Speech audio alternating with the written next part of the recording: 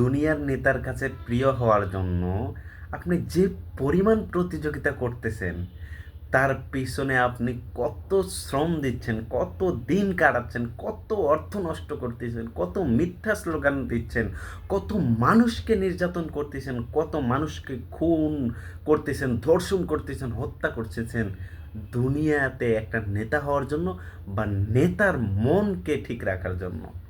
অথচ ওই যে উপরে যে আল্লাহ সুবহানাহু ওয়া তাআলা বসে আছেন, এগুলো আপনার সব দেখছেন তিনি। তিনি আপনাকে ছেড়ে দেন নাই, একটু ছাড় দিয়েছেন। নির্দিষ্ট সময় পরে আপনাকে পাকড়াও করবেন। আপনি কি জানেন? ওই সময়ের জন্য কি আপনি প্রস্তুত হচ্ছেন? প্রস্তুত হন প্রিয় দিনী ভাই।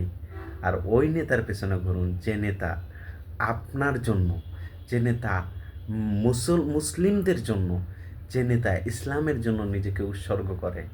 ইতিহাস খুঁজুন। ওমর, ওসমান, আলীর মতো সাহাবীরা নিজেকে উৎসর্গ করেছে মানবতার জন্য, নিজেকে উৎসর্গ করেছে মানুষের জন্য। আর এখনকার নেতারা কি করে সেটা একটু দেখুন তো, মিলিয়ে নিন। আরে আপনি মুসলিম হয়ে কিভাবে এসব নোংরা নেতাদের পেছনে করেন আমার বুঝে আসে না। আপনারা কিভাবে এই নোংরা চরিত্রহীন নেতার পেছনে করেন আমার বুঝে আসে না। আসুন সতর্ক হন।